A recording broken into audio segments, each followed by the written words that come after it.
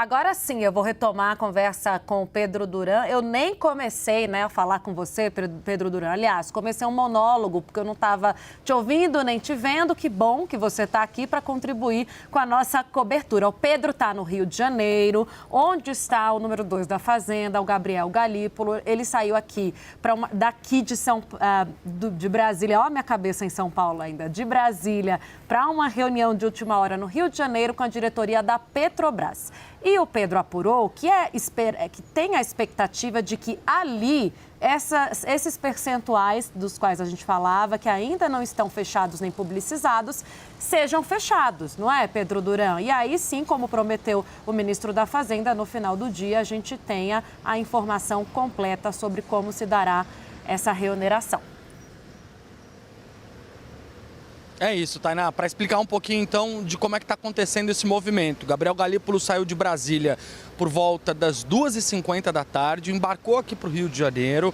E eu confirmei com fontes da Petrobras que essa reunião vai acontecer aqui dentro do prédio da Petrobras, no centro do Rio de Janeiro, às 5 horas da tarde. Portanto, informação aqui em primeira mão para quem acompanha o 360. Já está tudo certo para receber o número 2 do Ministério da Fazenda, braço direito de Fernando Haddad, aqui com a diretoria da Petrobras, para que de fato eles possam discutir, debater qual vai ser a regra que o governo vai adotar daqui para frente. O Nakagawa trazia a conta da Associação Brasileira dos Importadores de Combustíveis, que dá o peso de qual seria o impacto dessa reoneração total, como confirma agora o Ministério da Fazenda: 69 centavos a gasolina mais cara a partir de quarta-feira e 24 centavos o etanol mais caro a partir de quarta-feira.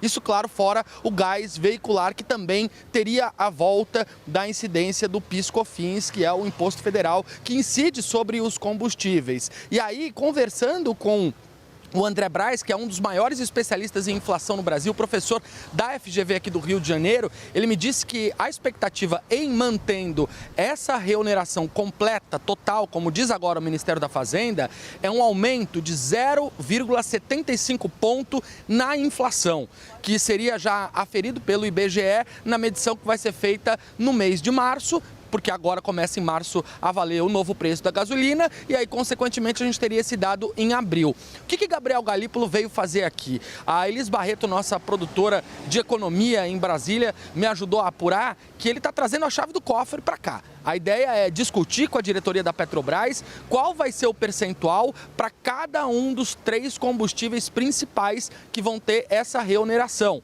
Então, quantos por cento de PIS/COFINS vai incidir sobre a gasolina, sobre o etanol ou sobre o gás veicular? Então, é justamente isso que ele deve discutir aqui. Você disse bem quando falou que era uma reunião de última hora, Tainá, porque de fato há uma previsão de que Jean Paul Prats, Fernando Haddad, o ministro da Casa Civil, Rui Costa, e o presidente Lula discutam ainda hoje, no final da tarde, qual vai ser essa regra e como é que ela vai passar a valer a partir de quarta-feira. Então, é uma prévia do que vai ser esse encontro em Brasília, essa conversa de Galípolo com os diretores da Petrobras, porque não se tem um coelho para tirar da cartola. Havia uma expectativa de que o novo presidente da Petrobras pudesse reformar a política de preços da companhia a tempo de essa desoneração não terminar e, assim, consequentemente, pudesse aliviar o preço nas bombas. Isso não aconteceu.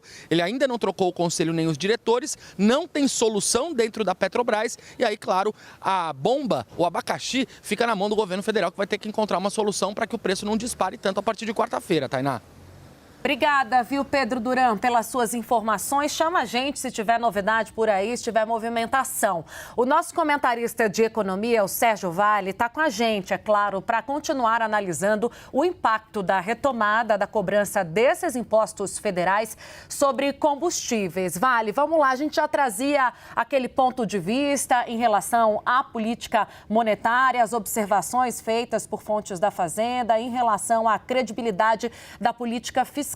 Quero te ouvir para o consumidor agora, né? O consumidor vai pagar mais caro, tem que se preparar já a partir de quarta-feira, já que foi confirmada essa reoneração. É possível a gente imaginar uma migração de consumidores para o etanol, já que a alíquota provavelmente virá mais baixa, como sinaliza a Fazenda?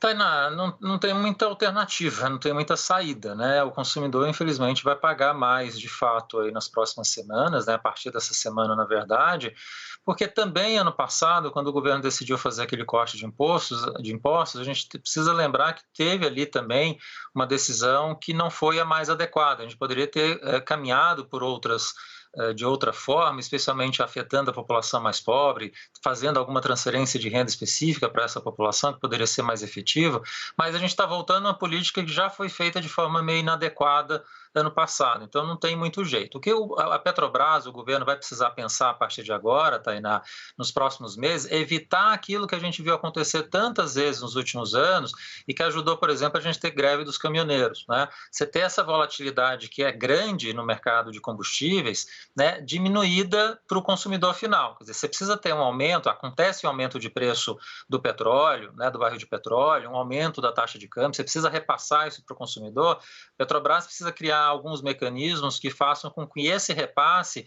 ele leve mais tempo para acontecer para o consumidor final. Você tem aí um tempo para que esse consumidor se prepare. Mas o que não pode acontecer, Tainá, é pensar que esse aumento de preço de petróleo ou esse aumento de taxa de câmbio não vai ser repassado. Tem que ser repassado, infelizmente. O que você pode fazer é fazer com que ela aconteça de uma forma mais suave para o consumidor. Mas não tem muita alternativa. Até por conta dessas questões climáticas, né, Tainá, não faz sentido você ficar cortando tarifa, né, imposto de combustível fóssil, né, por conta da questão climática que ficou tão preponderante ao longo dos últimos anos.